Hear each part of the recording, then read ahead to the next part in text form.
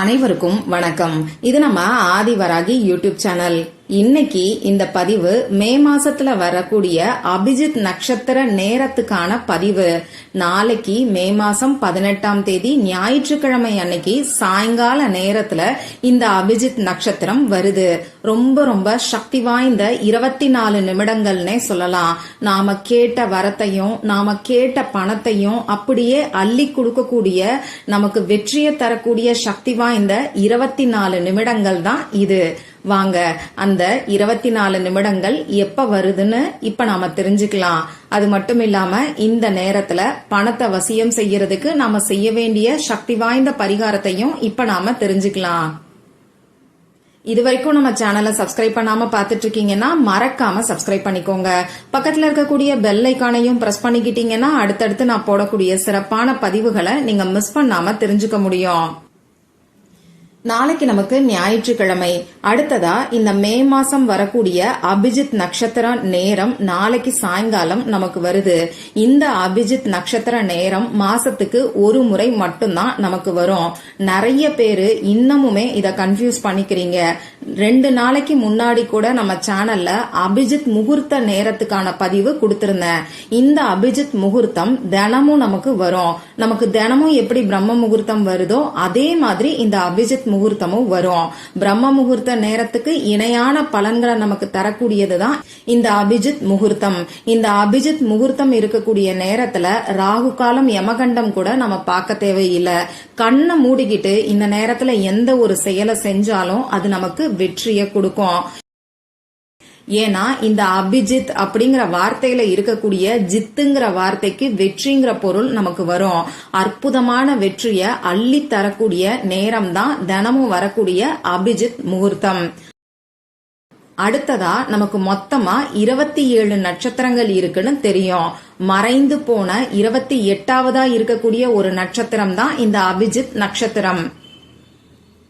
இந்த அபிஜித் நட்சத்திரம் இருக்கக்கூடிய சமயத்துல நாம எது செஞ்சாலும் அதுல நமக்கு வெற்றி கிடைக்கும்.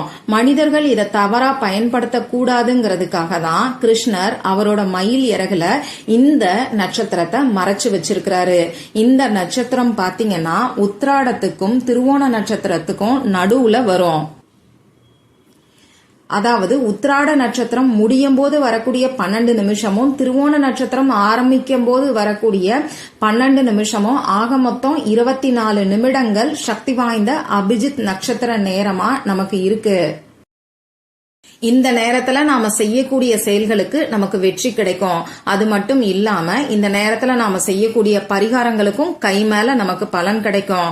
நாளைய நாள் பாத்தீங்கன்னா முருகப்பெருமானுக்குரிய சஷ்டி திதியும் இருக்கிறது கூடுதல் சிறப்பு. ஒரு சில சமயங்கள்ல நிறைய பேரு வேற சேனல்ல வேற ஏதோ டைம் சொல்றாங்க, கரெக்டான டைமை தான் நீங்க சொல்றீங்களான்னு சொல்லி கேக்குறீங்க. நம்ம சேனல்ல கடந்த 2 வருஷமா இந்த அபிஜித் நட்சத்திர நேரத்துக்கான பதிவுகளை தொடர்ந்து நான் உங்களுக்கு கொடுத்துக்கிட்டு இருக்கேன். நம்ம சேனல்ல இதுக்கு தனியா பிளேலிஸ்டே இருக்கு. நீங்க செக் பண்ணி பாத்தீங்கன்னா உங்களாலேயே புரிஞ்சுக்க முடியும். துல்லியமான சரியான நேரத்தை மட்டும்தான் நம்ம சேனல்ல நான் கொடுத்துக்கிட்டு இருக்கேன். இந்த நேரத்தை நீங்க பயன்படுத்திக்கும் போது நிச்சயமா 100% ரிசல்ட் உங்களுக்கு கிடைக்கும். நிறைய பேரு நம்ம சப்ஸ்கிரைபர்ஸ் நல்ல ரிசல்ட் கிடைச்சதா எனக்கு ஏற்கனவே கமெண்ட் பாக்ஸ்ல சொல்லியிருக்காங்க. அந்த வகையில நாளைக்கு வரக்கூடிய அபிஜித் நட்சத்திர நேரம் என்னன்னு இப்ப நான் உங்களுக்கு சொல்றேன். நாளைக்கு சாயங்காலம் 6:40 இருந்து 7:04 வரைக்கும் இருக்கக்கூடிய நேரம் அபிஜித் நட்சத்திர நேரம். இந்த நேரத்தை தவற விடாதீங்க. மறக்காம ஒன்னு நோட் பண்ணி வச்சுக்கோங்க. அப்படி இல்லைன்னா உங்க மொபைல் போன்ல அலார்ம் செட் பண்ணி வச்சுக்கோங்க. நாளைக்கு ஞாயிற்றுக்கிழமையா இருக்கறனால பெரும்பான்மையான வீடுகள்ல அசைவம் சாப்பிடக்கூடிய பழக்கம் இருக்கும்.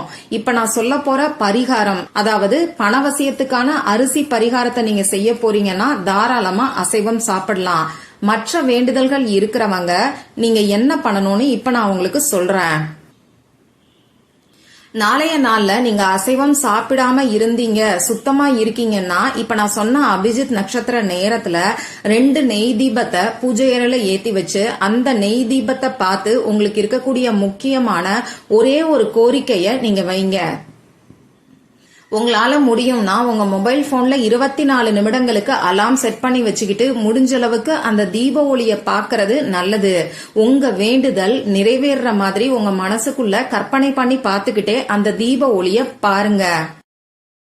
நம்ம சேனல்ல நிறைய டைம் தீப ஒளி தியானத்தை பத்தி சொல்லிருக்கேன். ரொம்ப ரொம்ப சக்தி வாய்ந்தது.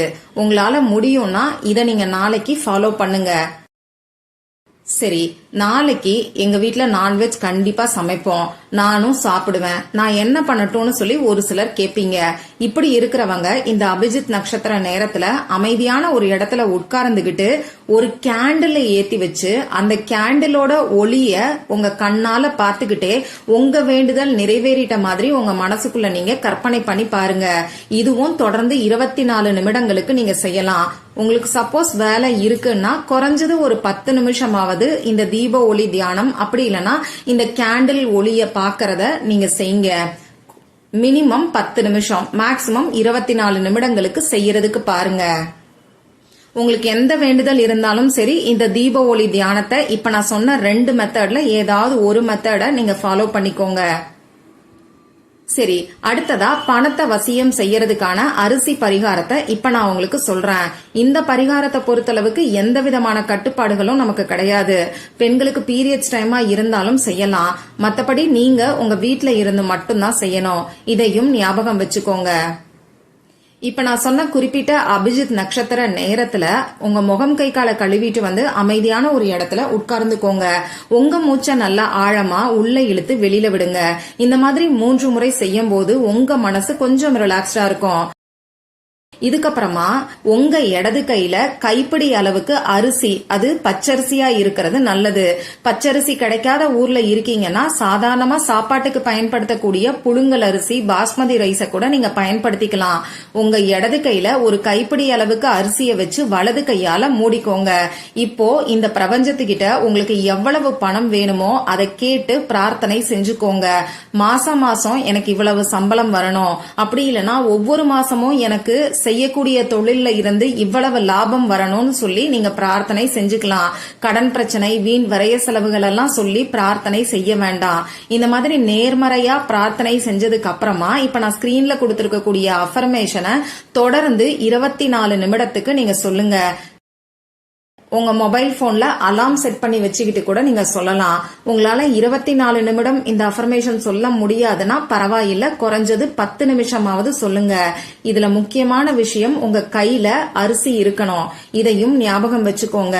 இப்ப நீங்க சொல்ல வேண்டிய அஃபர்மேஷன் உங்களுக்கு ஸ்கிரீன்ல தெரியும், நானும் சொல்லி காமிக்கிறேன். முதல்ல இங்கிலீஷ்ல சொல்லி காமிக்கிறேன். Thank you universe for the flow of abundance entering my life during this Abhijit Nakshatram. இன்னொரு முறை சொல்லி காமிக்கிறேன். Thank you universe for the flow of abundance entering my life during this Abhijit Nakshatram. தமிழ்ல சொல்லி காமிக்கிறேன். இந்த அபிஜித் நட்சத்திரத்தின் நேரத்தில் என் வாழ்க்கையில் நுழையும் வளத்தின் ஓட்டத்திற்கு நன்றி பிரபஞ்சமே. இன்னொரு முறை சொல்லி காமிக்கிறேன். இந்த அபிஜித் நட்சத்திரத்தின் நேரத்தில் என் வாழ்க்கையில் நுழையும் வளத்தின் ஓட்டத்திற்கு நன்றி பிரபஞ்சமே. இந்த மாதிரி உங்களால முடிஞ்ச அளவுக்கு குறைஞ்சது 10 நிமிஷத்துல இருந்து மேக்சிமம் 24 மினிட்ஸ் வரைக்கும் நீங்க சொல்லுங்க. இந்த மாதிரி சொல்லி முடிச்சதுக்கு அப்புறமா திரும்பியும் ஒரு தடவை பிரார்த்தனை செஞ்சுக்கிட்டு உங்க கையில வச்சிருக்கக்கூடிய அரிசியை எடுத்து கொண்டு போய் நீங்க சமைக்கக்கூடிய அரிசி டப்பா வச்சிருக்கீங்க இல்லையா, அந்த பாத்திரத்துல கொட்டி வச்சிருங்க. இந்த அரிசிய நீங்க சமையலுக்கு பயன்படுத்திக்கோங்க. பச்சரிசி எடுத்திருக்கீங்கன்னா அத நாளைக்கு பொங்கல் செய்யறதுக்கு, அது வெண்பொங்கலோ சர்க்கரை பொங்கலோ செய்யறதுக்கு நீங்க தாராளமா பயன்படுத்திக்கலாம். கட்டாயமா இந்த அரிசிய நீங்க சமைக்கிறதுக்கு தான் பயன்படுத்தணும். தயவு செஞ்சு இந்த அரிசிய வேஸ்ட் பண்ணிட வேண்டாம். இவ்வளவுதான் இந்த பரிகாரம். நாளைக்கு வரக்கூடிய சக்தி வாய்ந்த இந்த 24 நிமிடங்களை நாம சரியா பயன்படுத்திக்கும் போது நிச்சயமா அற்புதமான மாற்றம் உடனடியா ஏற்படும். அதனால இந்த அரிசி பரிகாரத்தை ட்ரை பண்ணி பாருங்க. மற்றும் ஒரு பயனுள்ள பதிவுல நாம சந்திக்கலாம். நன்றி.